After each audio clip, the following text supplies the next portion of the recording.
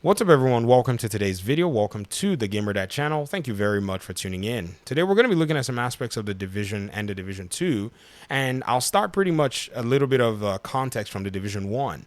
We got a little bit of content at the end of Division 1 that kind of cycled itself and provided a little interesting experience. We got Resistance, where they opened up an area of a map, they had all the factions fighting you, and it was quite interesting. Now in the Division 2, as the game's support seems to be in a sense different, I wouldn't say it's winding down.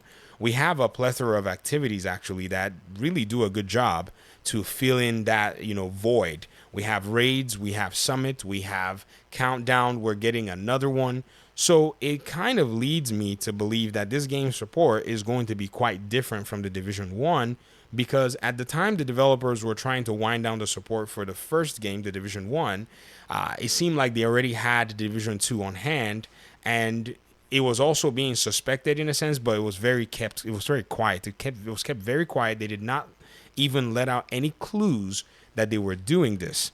Now, I think that with the support that we're getting for the Division 2 so far so good, we need to judge the level of that content in terms of the way they're actually dishing it out, and also put matters to rest, especially for those who are in the community that are probably expecting something different or something along the lines of, say, maybe Warlords of New York. And that's a very big outlook to, pretty much pay attention to. So one of our content creators posted a small comment. I think it was from a Twitch chat or something, and people were asking about, maybe new raids. And Morten Ryberg pretty much replied someone and said, raids are extremely costly to produce. And, he did this with some kind of a sad face emoji as well. It's kind of interesting to see, that it appears they probably want to maybe go ahead and do some fan service for something like that. But it doesn't seem like the interest and the financial resources are going to allow for it. So what they're probably going to be doing is taking those resources to do smaller levels of content for the meantime. And for those who are here in the community who are possibly saying, well, maybe it would be nice if we get something along the lines of Warlords of New York, my estimation is I don't think we're going to see something like that happen unless the next division game, which I suspect is being made, gets a huge pushback, and then they do something like that to pull a lot of the audience back into the game, and then eventually market the next game on top of that. Because so far so good, whatever Heartland is, a lot of people still don't understand, and we don't even know if it provides as deep or as rich of an experience like the Division 1 and 2, or if it actually is designed to fill out the niche that the PvP of the Division community is looking for. So I think that there are possibly going to be a lot of different aspects to consider in this entire conversation when you look at it.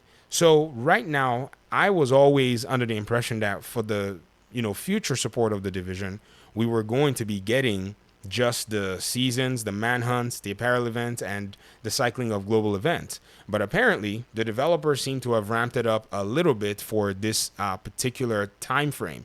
They're adding the new legendary modes for the two different strongholds. They're also going to be adding a new game mode, which is actually pretty cool in my opinion. And then all of this together, including the regularly scheduled manhunt and global events and all of the above. If they decide that they're going to be scaling, then we might be seeing content like that, because I think it speaks to the other theory that we have, that they might want to go ahead and continue with the Division universe down the road.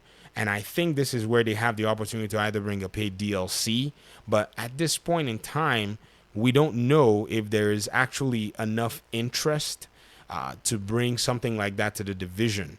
But there is also something that speaks towards this possibility. It's like looking at two hands. Like you're looking at both your hands and going, which one has an advantage over? And that is the fact that there's already an install base for the Division 2, an install base of millions of players. So maybe you could get a reboot of some kind. Maybe you could get the team in a position where they have a mandate to bring a No Man's Sky type of rejuvenation into the game itself, and maybe draw the community back. But content like that will be very unique. Or maybe an entire overhauling of the game will possibly be something attractive, but I really don't know how that's going to appeal to a lot of people, because all the work, all of the effort that you put into grinding in this game, that's going to be a very hard sell.